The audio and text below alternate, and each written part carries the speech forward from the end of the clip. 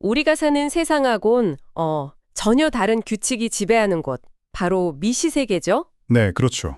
보내주신 자료들을 보니까 이 양자역학이라는 게 얼마나 기묘하면서도 또 중요한지 다시 한번 느껴지는데요. 맞습니다. 오늘은 이 자료들을 가지고 양자역학의 핵심으로 한번 깊이 들어가 보겠습니다. 준비되셨죠? 네. 그 고전 물리학의 틀로는 아예 설명이 안 되는 현상들에서 이게 다 시작됐거든요. 아, 맞아요. 자료에도 나오죠. 네. 20세기 초에 물리학이 정말 큰 위기였어요. 예를 들면 그 자외선 파탄 문제요. 아, 네네. 고전 이론대로라면 뜨거운 물체가 특정 파장 영역에서 거의 무한대의 엔지를 방출해야 했어요. 이론상으론요. 근데 실제로는 전혀 그렇지 않았거든요. 그러니까 뭔가 근본적으로 잘못됐다는 강력한 신호였던 거죠. 그렇죠. 기존의 어떤 상식적인 물리학으로는 도저히 이해할 수 없는 일들이 막 벌어진 거네요. 네. 그래서 완전히 새로운 설명이 필요했습니다. 그래서 자료에서 가장 먼저 또 중요하게 다루는 개념이 바로 파동 입자 이중성 같아요. 아, 네. 핵심 중에 핵심이죠. 아니, 모든 게 입자면서 동시에 파동이라니. 이게 대체 무슨 뜻일까요? 그게 말 그대로예요. 빛이나 전자 같은 아주 작은 것들은요. 우리가 어떻게 관측하느냐에 따라서 어떨 땐 입자처럼 행동하고 또 어떨 땐 파동처럼 행동한다는 거죠. 관측 방법에 따라서요? 네, 뭐랄까 동전의 양면 같은 거예요. 한쪽만 보고 전부라고 말할 수는 없는 거죠. 자료에 그 이중 슬릿 실험 결과가 나오는데 보면서 정말 와, 기가 막히더라고요. 아, 그렇죠. 그 실험이 아주 유명하죠. 전자를 총처럼 하나씩 쏘는데도 저쪽 벽에는 마치 여러 개 구멍을 동시에 통과한 것처럼 물결무늬, 그러니까 간섭무늬가 나타난다면서요. 네, 맞습니다. 이건 뭐 전자가 자기 스스로랑 간섭이라도 했다는 거잖아요. 그렇죠. 그렇게밖에 설명이 안 되는 현상이죠.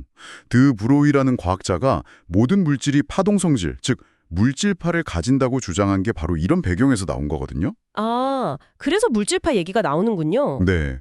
그리고 이런 미시색의 또 다른 기묘한 특징이 바로 하이젠베르크의 불확정성 원리입니다. 불확정성 원리 들어본 것 같아요. 이건 우리가 측정 도구가 부족해서 그런 게 아니에요. 기술의 한계가 아니고요. 네. 자연 자체가 그렇다는 거예요. 근본적인 속성인데 어떤 입자의 위치를 정확하게 알려고 하면 할수록 그 입자의 운동량 정보, 그러니까 속도나 방향 같은 건 더 불확실해진다는 겁니다. 아, 하나를 알면 다른 하나가 흐릿해진다? 네. 반대로 운동량을 정확히 재면 위치가 모호해지고요. 둘 다 동시에 100% 정확하게 아는 건 불가능하다는 거죠. 와, 자연 자체가 약간 뭐랄까 흐릿함을 가지고 있다는 거네요? 그렇죠. 책정 기술의 문제가 아니라 그럼 이렇게 불확실한 상태를 과학자들은 어떻게 다루나요? 자료에 파동함수라는 게 나오던데 이게 혹시 열쇠인가요? 네, 맞습니다. 파동함수, 보통 이렇게 psi라고 쓰는데 이게 입자의 상태에 대한 모든 정보를 담고 있는 수학적인 표현이에요. 수학적인 표현, 직접 볼 수는 없고요. 네, 직접 관측은 못해요. 여기서 중요한 건 막스 보른의 해석인데요. 이 파동함수 자체보다도 그 절대값의 제곱, 그러니까 psi 제곱, 이게 중요해요. 제곱이요? 왜죠?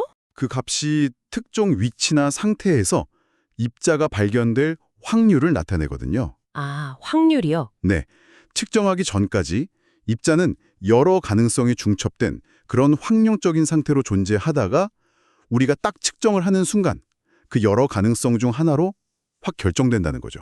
네. 이걸 파동함수 분계라고 부릅니다. 마치 그 확률 구름이 한 점으로 탁 뭉치는 느낌이랄까요? 확률로만 존재하다가 관측하는 순간 딱 결정된다. 와, 정말 저희 상식하고는 너무 다르네요. 그렇죠. 굉장히 비직관적이죠. 근데 자료 보면서 가장 좀 이해하기 힘들었던 건 양자 얽힘이었어요. 아, 얽힘. 네, 가장 기묘하다고도 하죠. 두 입자가 한 번 얽히면 얘네가 아무리 멀리 떨어져 있어도 한쪽 상태를 딱 측정해서 아는 순간 다른 쪽 상태도 즉시 결정된다고요? 네, 즉시 결정됩니다. 아니 그럼 정보가 빛보다 빠르게 전달되는 거 아닌가요? 아인슈타인도 이걸 되게 싫어해서 유령 같은 원격 작용이라고 불렀다면서요? 정확히 보셨네요. 아인슈타인은 양자역학이 뭔가 불완전하다고 생각해서 EPR 역설 같은 걸로 계속 문제를 제기했었죠. 네. 하지만 그 이후에 벨 부등식 검증 실험 같은 걸 통해서 밝혀진 건 이런 비직관적인 얽힘 현상이 실제로 존재한다는 거예요. 실제로요? 네. 그리고 이게 정보 전달하고는 좀 바른 방식의 연결이라는 거죠. 참 기묘하지만 바로 이런 원리들이 미래 기술의 핵심이 됩니다. 아, 이제 응용 분야로 넘어가는군요.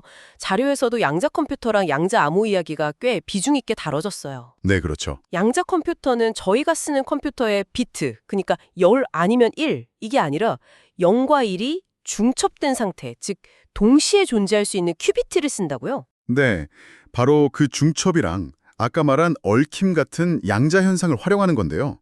이걸 이용하면 기존 컴퓨터로는 뭐 수백만 년 혹은 그 이상 걸릴 계산들 있잖아요. 네네. 예를 들어 쇼어 알고리즘을 이용한 소인수분해. 이게 지금 쓰는 암호 체계의 기반인데 이런 걸 아주 짧은 시간에 해낼 수 있는 잠재력이 있는 거죠. 와, 그럼 지금 쓰는 암호는 다 무용지물이 될 수도 있겠네요. 이론적으로는 그럴 수 있죠. 그래서 보안 분야에 정말 혁명적인 변화를 가져올 수 있습니다. 그런데 그 보안을 지키는 기술도 또 양자역학에서 나온다는 게 참 아이러니한데요. 양자 암호 말씀하시는 거죠? 네, 맞습니다. 양자 암호는 측정하는 순간 상태가 변해버리는 그 양자 원리를 역이용하는 거예요. 아, 불확정성 같은 거요? 그렇죠. 누군가 중간에서 통신 내용을 엿보려고 측정을 시도하면 그 즉시 양자 상태가 변해서 도청 시도가 발각되게 만드는 겁니다. 자료에 나온 양자 키 분배, QKD 같은 기술이 대표적이죠. 네, BB84 프로토콜 예시도 있었고요. 네, 이걸 이용하면 이론적으로는 완벽하게 안전한 통신이 가능해질 수도 있어요. 정말 대단하네요. 자, 그럼 오늘 이야기들을 좀 정리해 볼까요? 영자역학은 입자이면서 동시에 파동인 이중성, 네, 그리고 위치와 운동량을 동시에 정확히 알 수 없는 불확정성. 측정 전까진 확률로만 존재하는 상태, 그리고 아무리 멀리 떨어져 있어도 즉각 연결되는 듯한 얽힘. 네, 이런 것들이 전부 우리의 어떤 직관, 상식과는 너무나 다른 방식으로 세상을 설명하는 거죠. 그리고 이런 이상한 나라의 앨리스 같은 이야기들이 그냥 이론으로만 그치는 게 아니라 우리 주변의 반도체, 레이저, MRI 같은 현대 기술의 기초가 되고. 더 나아가서는 미래의 양자 컴퓨터와 통신 기술까지 만들어내고 있다는 거고요. 네, 바로 그 점이 핵심인 것 같습니다. 가장 작은 세계의 법칙이 우리 눈에 보이는 거시 세계의 기술 혁신을 이끌고 있다는 점 말이죠. 맞습니다.